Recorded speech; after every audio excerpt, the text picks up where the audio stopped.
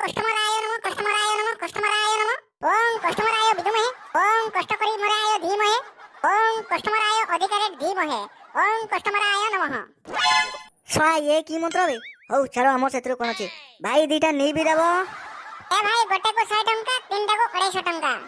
छा सब आडे तो गोटे नीब को 60 टंका तमरो काई 100 टंका हला। अरे जुआ खेल जहां वर्तमान दिन 11 रे दुकान खोलिबा सैया ता माने गोटे नीब बोतल को कोन 100 टंका।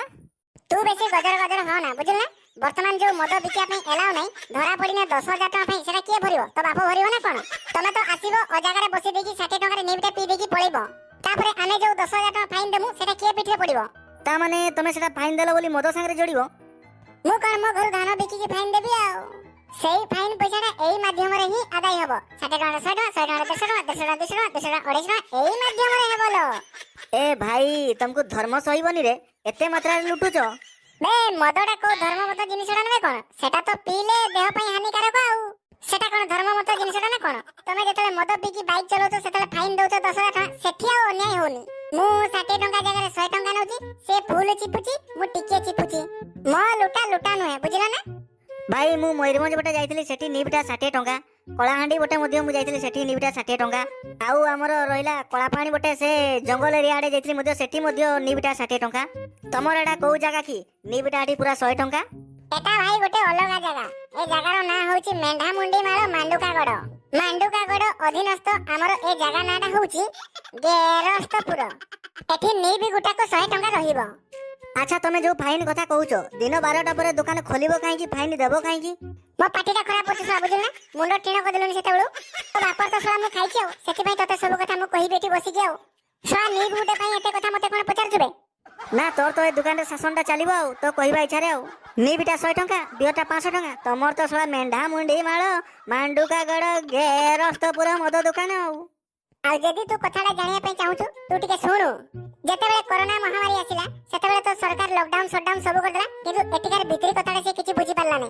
वर्तमान बैंक रो लोन जमा छाडुनी सरकार टैक्स छाडुनी धार उधार लोक लोन रो इंटरेस्ट छाडुनी दुकान घर मालिक घर बडा भी छाडुनी तबे एई ना मु से ससुर पोटी मु करबी कोन हबे एबे वर्तमान सिचुएशन रे मु कोन करबी कहनु तू जदी ए सब हमको छडा गलानी ताले हमें बचिया पई मद दुकान खोलिबोनी काहे की जदी भी दुकान खोलिलो फाइन देबो काहे की जदी भी मु फाइन ता देली सेटा मु मो निज धन बिकी तो देबेनी चांस नै मु सेई मदरे ही भिडीबी बुझिलु।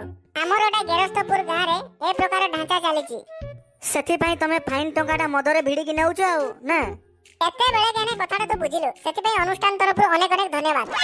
बे तू तो 2:30 पर्यंत मद दुकान खोलु समस्त कहउछंती तू 2:30 पर्यंत खोलु 2:30 पर तू कोन करू माने तू ऊपर बेलाटा कोन करू ए तू जानि न तू मु पूरा ऊपर बेला खीर बिक्री करे ए तम घरे पूरा मोर खीर पैसा वर्ष करे बाकी पड़ीची गोटाए वर्ष हेलानी खीर पैसा बाकी पड़ीची तू ए जाय मते काई कहिनु तम मेसेज पूरा मना करछती तम पाखरे कहया पई सेति पई मु आपन को कहि नै किंतु जा को तम सईबा घर ठाकुर तमर जो फोटोटा लागिची पूरा काचोळिया जळुची बे तू खीर देवा लोक मो सईबा घरे जाकी फोटो तू देखिलु केमिति मैडम मना करथिले तुमको किछि न कहिबाको हेलो मु तुमको कथा कहू कहि देली आ से एक्चुअली कथा कोन की तमे घरे नथिले तो मैडम कहले बाबू तो घरे नाहंती तमे टे खीर गरम करके उतरेई दियो।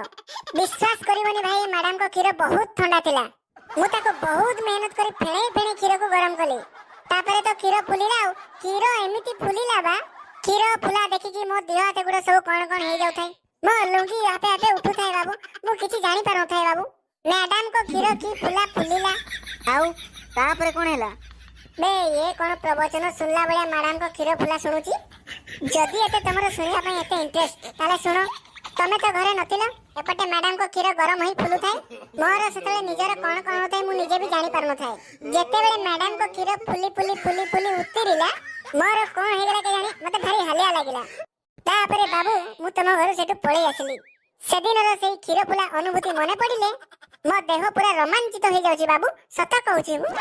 अच्छा तमे ताले खीर वाला खीर भलो फुले की उतरे जानो हो ठीक अछि बढ़िया कथा संस्था चलाओ। अरे खाली कोन सेति की मु दही भी भलो जमाए तमे दिने घरे नथिलो मैडम भारी जेलस है की कहले आज तो बाबू घरे नाहंती सेदिन जेमति खीर फुलेलो आज सेमिति दही टिके जमाई की जाओ तम विद्यारण बाबू मन भरी की दही जमेले बहुत मजा आसिला बाबू की दही हौ सर्वमोट खीर उतरेबा आ दही जमेबा केते टंका पाइबो हिसाब करके मते टिके कुहो। ଏ କାମ କଲା ବେଳକୁ ପୁଲିସ ଧରୁନି ଯାଉ ଫାଇନ ନଉନି ନୁହ କି? ଆରେ ଭାଇ ଏ କାମ ସେ ପୁଲିସ କେମିତି ଜାଣିବ? ଯେ ଦହି ମଜା ପାଇଲେ ସେ କିଆ କମ୍ପ୍ଲେନ କରିବ ଯେ? ପଇସା କଥା କଣ କହୁଛ ବାବୁ? ତମେ ଘରେ ନଥିଲେ ମୁଁ ମ୍ୟାଡାମ ଗଲେ ଘରେ ଦେଇଦେବେନି କି? ମ୍ୟାଡାମ ଯିଏ ଦେବେ ଆଉ ତମେ ଦେବ, ତାଙ୍କ ଦେବା ଆଉ ତମ ଦେବା ଭିତରେ ବହୁତ ଫରକ। ତମେ ଦେଲେ ଜମା ମଜା ଆସିବନି, ତାଙ୍କ ଦେବାରେ ଯୋଉ ମଜା ଅଛି ବିଦ୍ୟାରାୟଣ।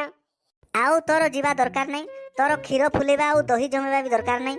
ତ ପଇସା ଧର, ତୁ ଯୋଉ ଦହି ବସେଇକି ଆସିଥିଲୁ ସିଏ ଏବେ 4 ବର୍ଷ ହେଇ ଚାଲିଲାଣି। ତ ଦହିକୁ ତୁ ଧ, ମ୍ୟାଡାମକୁ ବି ଧର। ଏବେ ତ ମନ ଇଚ୍ଛା ଦହି ଜମା। ମତେ ବାବା ମୁକ୍ତି ଦିଅରେ ଏ ସଂସାରରୁ, ଏ ଜଞ୍ଜାଳରୁ। ଭଲ ଆଉ ଏବେ ନିବି ପିଇବା ପାଇଁ ଆସିଥିଲୁ, ଏବେ ଏଇନା ଗାଈ ବାଛୁରୀ ଧରିକି ପଳଉଛୁ ଆଉ କଣ କରିବି? ଶୁଣ ଏବେ ନେଇକି ତାଙ୍କୁ କୋଉ ଗୁହାଳରେ ବାନ୍ଧିବେ? ଘରେ ତ ଗୋଟେ ଜର୍ସି ଗାଈକି ବନ୍ଧା ହେଇଛି, ମୋ ଡେଲି ମୁଣ୍ଡ ଖାଉଛି। ତ ଗାଈ ବାଛୁରୀ ତୁ ନେଇ ଯାରେ, ବରଂ ମୁଁ ମଝିରେ ମଝିରେ ଦେଇକି ଘାସ କୁଣ୍ଡା ପିଡ଼ିଆ ଦେଇକି ଖାଇବାକୁ